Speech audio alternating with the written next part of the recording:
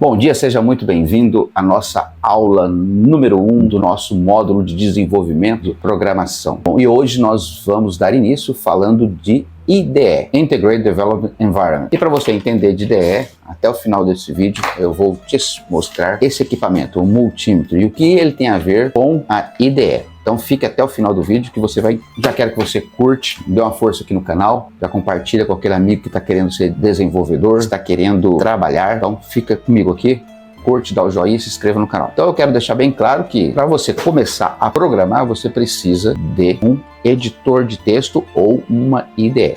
Mas vamos voltar lá atrás, lá no começo, principalmente como era antes o ambiente de desenvolvimento, ok? Então segue comigo aqui, me acompanha na tela. Bom, então você está vendo aí na tela, né? Esse é um compilador online, eu vou deixar o link na descrição do vídeo. Então aqui ele dá um exemplo do Fortran. Então vamos entender um pouco. No começo, você chegava até um computador, você tinha acesso a um computador, e vocês lembram que eu falei que eu programava no caderno. Eu tenho um caderno aqui, e como fazia antes? Começava um programa, programava no caderno, em Fortran, por exemplo, ou da linguagem, né? Estou falando Fortran porque foi a primeira que eu estou fazendo um programa de teste, por exemplo. E aí eu declarava uma variável, né? A, B, vou declarar três variáveis. E aí eu começava a ir colocando os valores, né? E aqui a variável C é igual a mais B. E depois eu iria imprimir o valor dela, né?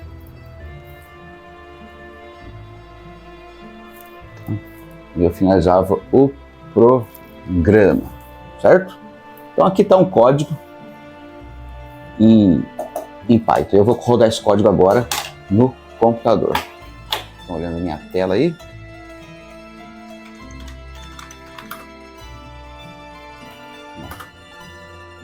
É claro que esse nosso simulador aqui, ele já tem o autocomplete, né? E hoje praticamente ninguém vive mais sem o autocomplete. Ele até erra na hora de se escrever, tá? Mas lá no começo não existia o autocomplete. E aí eu vou explicar. Ele até atrapalha um pouco você digitar. Certo? C igual a...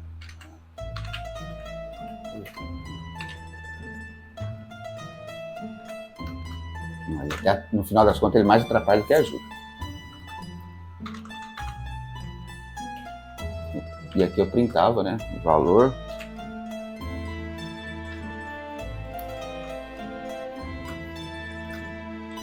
E aqui eu finalizava.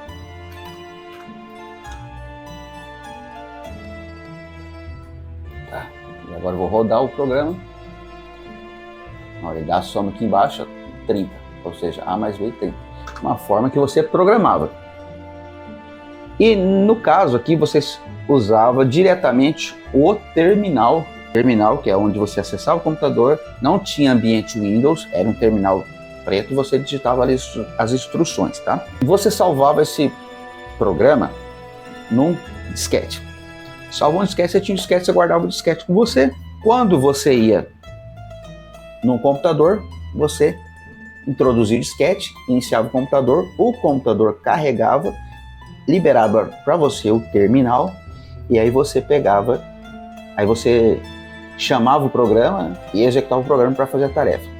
Bom, nessa altura, você que está acostumado com a web, você deve se perguntar, mas que função tem esses programinhas de conta? Como que seria isso? Tá? Lembre-se que o computador ele foi criado para fazer cálculos. E além de fazer cálculos, ele foi feito para poder acelerar o trabalho do ser humano. Como assim acelerar o trabalho do ser humano? Existiam várias tarefas envolvendo contas e era necessário que você fizesse isso cada vez mais rápido, o processamento. E no começo era calculadora e depois houve a necessidade, o computador foi sendo inventado para, além dos números, você conseguir fazer tarefas com texto, processamento. Então o computador ele foi criado para isso. Então essa é um dos pontos que você precisa entender. O computador foi criado para acelerar o trabalho do ser humano. Ponto. Então, continuando. Então, você carregava os disquetes para um lado e para o outro, e esse disquete tinha os programas para serem executados naquela época. Cálculos de planilha, cálculos matemáticos que demorariam hora para você ficar calculando. Imagina uma folha com vários dados para você calcular a média disso, média da população, quantas pessoas tem. Então o computador foi criado para isso. Então ele acelerava. Hoje o computador é muito mais entretenimento do que propriamente dito trabalho. Porque as pessoas assistem filme, as pessoas assistem vídeos engraçados, jogam, então tudo bem. Mas continuando, né? O computador em si ele foi feito para isso. Então nós temos aqui, eu mostrei para vocês na tela um programa Fortran, um dos primeiros programas. Eu comecei a trabalhar aqui. Então você tinha um terminal e você digitava ali, executava. Quando quisesse, você compilava. Tá? Então agora aqui vamos a outro ponto para você entender. Porque sem isso você não vai conseguir entender a IDE lá na frente. Né? E principalmente você não vai conseguir entender a IA. Ok? Então vamos dar sequência aí. Então você tinha antigamente 3 pontos importantes. Você tinha o terminal, que é onde você acessava e digita. E hoje você ainda usa o terminal. Depois que você digitava o terminal, você ia precisar de um editor de texto. Então você teria um editor de texto, que é como se fosse um editor de texto de antigamente. Deixa eu tentar lembrar para vocês. Tá? Vamos imaginar um bloco de notas. Todo mundo conhece bloco de notas? Se não conhece, olha na tela aqui que eu vou explicar o que é um bloco de notas. Tá? Normalmente eu aperto a tecla Windows R e digito, aparece o executar e eu digito Notepad. Bom, está aqui aberto o bloco de notas. Rogério, eu consigo programar pelo bloco de notas? Consegue. Você consegue criar programas aqui pelo bloco de notas. Ele é um editor de texto, né? Então, vamos dar um exemplo. Você vai criar um programa em HTML, você digita HTML, e assim você vai criando. Até mesmo esse programa que eu criei aqui, eu poderia abrir uma outra tela. Copiar. Vir aqui. Colar. E pronto. Aí o que eu preciso fazer, tá? Eu preciso salvar. Ou a gente fala, hoje usa o termo em inglês build. Ou criar um executável. Sabe aquele programinha .exe? Que nem nesse Python aqui, eu poderia salvar esse programa como teste.f ou .fortran, pronto. Tá? Deixa eu ver se eu lembro. Acho que era .f mesmo, era salvar com .f. Tá? E aqui com o bloco de notas eu posso vir e fazer salvar como, né? E aí eu escolho aqui um programa e mudo a extensão dele, né? Posso colocar um .exe e eu salvo o programa. Perfeito. Só que um programa feito pelo bloco de notas, você consegue depois abrir e editar o programa. Perfeito? Então, você tem terminal, você tem bloco de notas e depois você cria o executável. Certo? O executável, quando você o chama, você executa o programa para o qual ele foi desenvolvido. Perfeito? Então, recapitulando. Terminal, né? Eu comecei aqui no Fortran, depois foram vindo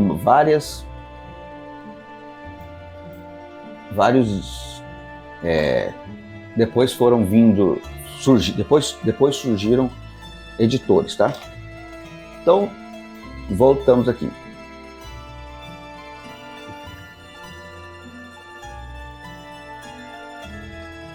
Bom, então, depois surgiram vários, você poderia usar aí, nessa época aqui de terminal, a gente tem o Linux, deixa eu ver se eu abro ele aqui.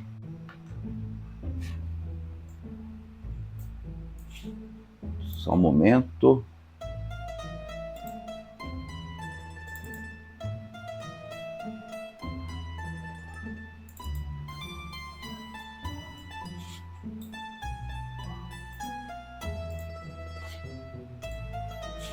Vou conectar aqui no meu servidor.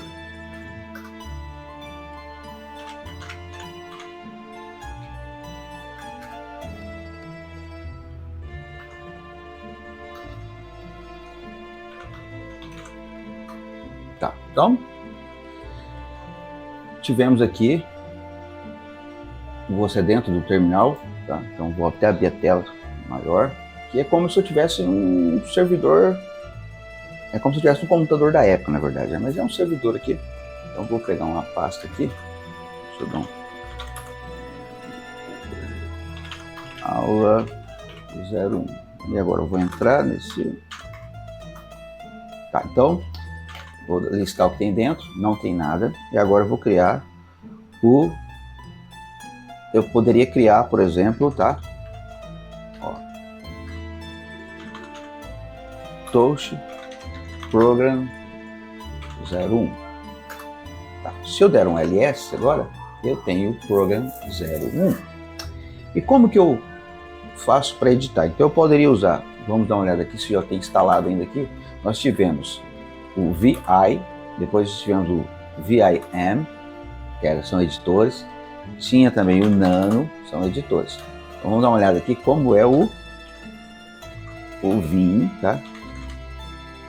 Aí, pronto. Aqui está um editor clássico. Então você poderia ter, apertava a letra I, aparece aí lá embaixo um insert e a gente começa a criar os códigos. Então, pronto, se fosse um HTML da vida, né? HTML, e aí você vinha, né? H1, tá? Então você está vendo que você pode perceber que era complicado naquele tempo trabalhar com programação, era código.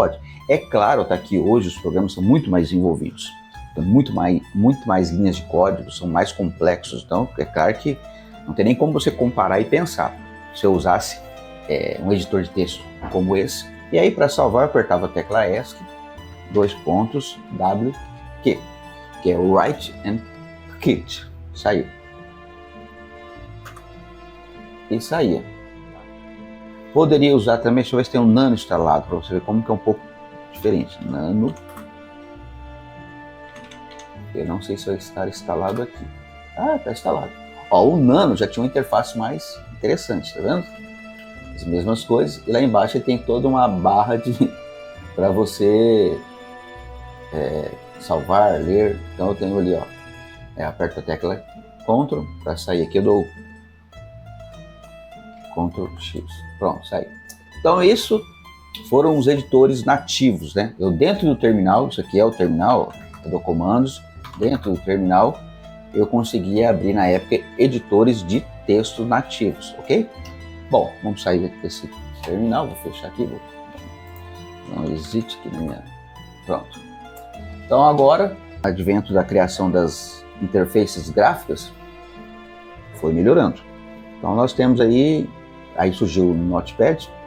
Eu vou trazer um outro também muito interessante, que ele está até aqui embaixo, é o Notepad++. Né? Bom, qual é a diferença do Notepad++? Ele tinha, né, mostrou HTML, né? Ele aparece o quê? Você escolhe a linguagem aqui. Então você tinha várias linguagens para você escolher. Então, por exemplo, aqui, você colocar o HTML, aí já começa a dizer onde que eu fecho, ó, falando que eu tenho que fechar a tela, né? a tag, ó, já mostra aqui. Se eu vir aqui embaixo eu posso colocar né? Aí se eu fizer assim, ó, já mostra algumas ó, vamos imaginar aqui. Então ele consegue já se aperfeiçoar um pouco melhor, tá vendo? Então ele tem essa vantagem e várias outras funções que ele já começava a ser implementado, perfeito? Bom, vou passar para um outro, que é deixa eu ver se eu acho aqui, o Sublime. Tá, Sublime Test. Deixa ele carregar aqui.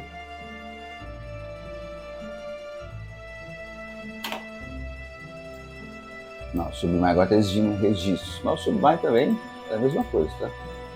Você vem aqui, ó, New File, você já abre uma aba.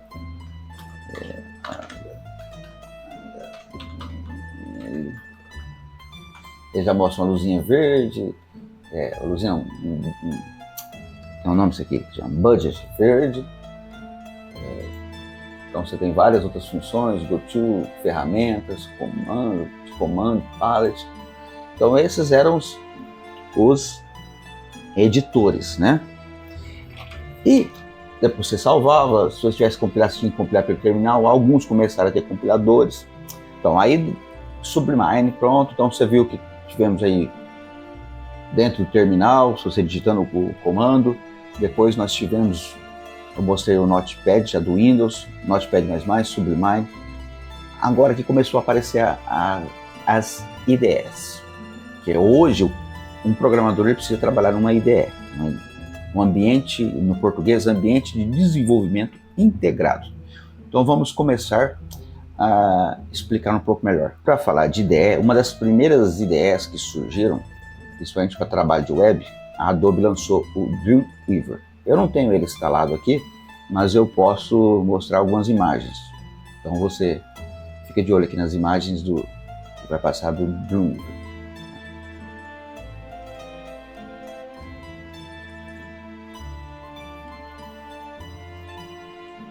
Melhor, eu vou deixar um vídeo aqui, um link aqui embaixo de um canal, uns links onde você pode ver online no YouTube, de 6 anos atrás, de 12 anos atrás, alguns vídeos de curso e até curso do Dreamweaver. Então você vai ter a noção. Então o Dreamweaver, ele era já praticamente uma IDE, né?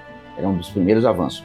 Por que IDE? Por conta que ela tinha tudo integrado, um editor de texto, um terminal e outras ferramentas como a Rastsalt, você poder criar sites na época incríveis, tá? E outros programas também. Pensa que esse foi o primeiro desenvolvimento de apoio maciço que nós tivemos aos programadores. A IDE, hoje, para quem desenvolve, principalmente para quem é programador, ela engloba várias funções, é tudo num ambiente integrado, tá? Pensa comigo, vocês lembram aqui lembra do multímetro? Que agora eu vou começar a explicar. Então vamos falar de elétrica, tá? Então aqui eu trouxe algumas ferramentas para fazer uma comparação. É algum dos meus hobbies trabalhar com elétrica. Então, vou colocar aqui alinhado. Então, se eu for trabalhar com elétrica, uma das ferramentas mais importantes é essa chave de fasamento. O que ela vai me proporcionar? Ela vai me proporcionar detectar se a fase, se tem energia, se não tem. E vai me auxiliar. Vai ser completa? Não. Ela vai detectar se a tensão de uma tomada é 110 ou 220? Não.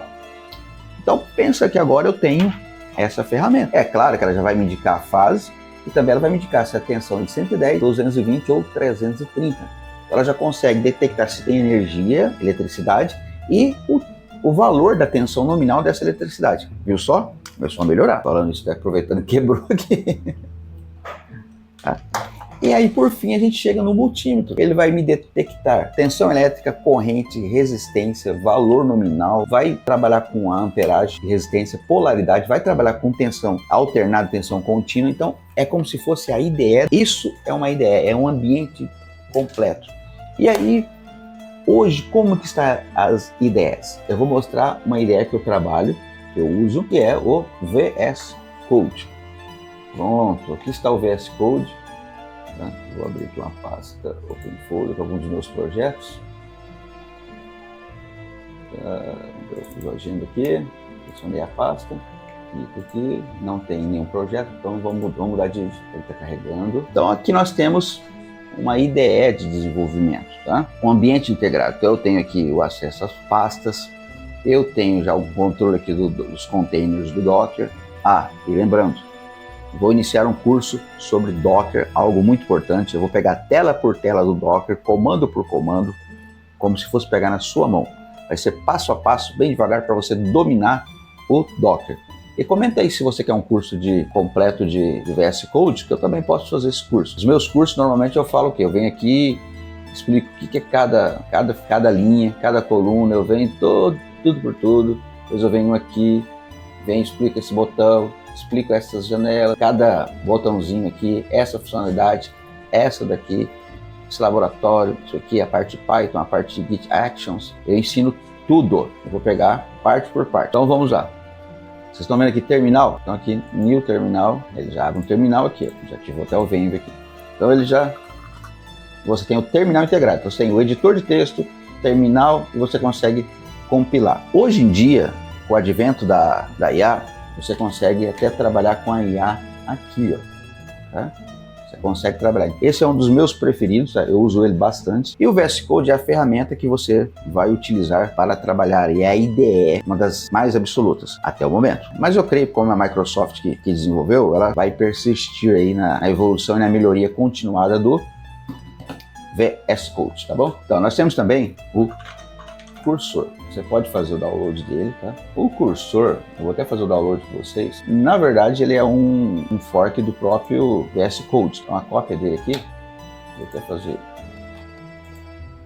Bom, então, tá aqui o cursor. Você vai ver que se eu clicar no clone repositório, mas vou abrir um projeto. Faço projetos.